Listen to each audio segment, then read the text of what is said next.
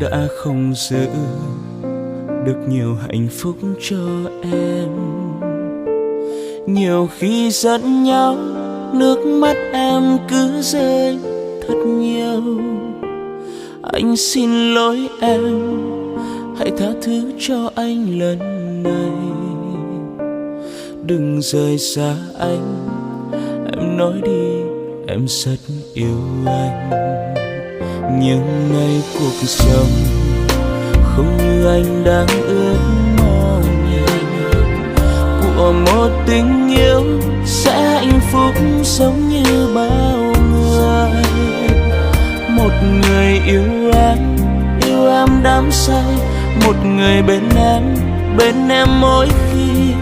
Mà giờ đây nước mắt anh đã rơi rồi. Thật ra anh đâu có muốn chia tay như vậy. Người yêu em ơi, anh lại nhớ em đang ở đâu. Bàn tay nhỏ bé, khuôn mặt ấy sao lại đổi thay để anh nơi này. Ngoài trời mưa cứ rơi lặng thầm, chỉ còn riêng anh. Thật sự nhiều khi muốn nhắn tin gửi cho em nhiều, lại sợ người ấy đang hạnh phúc vui bên một ai. Tình yêu đã chết, hai người giữ mai này chúng ta có duyên gặp lại. Thì anh vẫn luôn luôn yêu em như lúc mới yêu.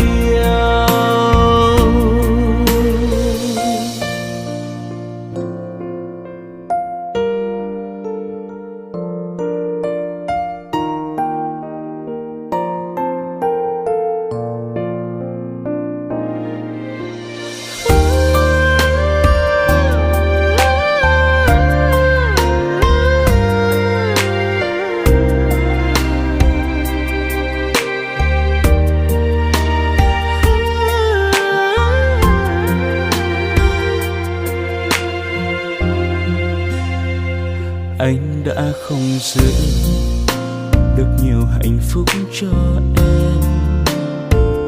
Nhiều khi giận nhau, nước mắt em cứ rơi thật nhiều. Anh xin lỗi em, hãy tha thứ cho anh lần này. Đừng rời xa anh, em nói đi, em rất yêu anh. Nhưng ngày cuộc sống không như anh đang ước mơ, của một tình yêu sẽ hạnh phúc sống như bao người. Một người yêu em đắm say, một người bên em mỗi khi. Mà giờ đây nước mắt anh đã rơi rồi. Thật ra anh đâu có muốn chia tay như vậy. Người yêu em ơi, anh lại nhớ em đang ở đâu. Bàn tay nhỏ bé, khuôn mặt ấy sao lại đổi thay để anh nơi này. Ngoài trời mưa cứ rơi lặng thầm, chỉ còn riêng anh. Thật sự nhiều khi muốn nhắn tin gửi cho em nhiều, lại sợ người ấy đang hạnh phúc vui bên một ai. Tình yêu đã chết, hai người giữ mai này chúng ta có duyên gặp lại. Thì anh vẫn luôn luôn yêu em như lúc mới yêu.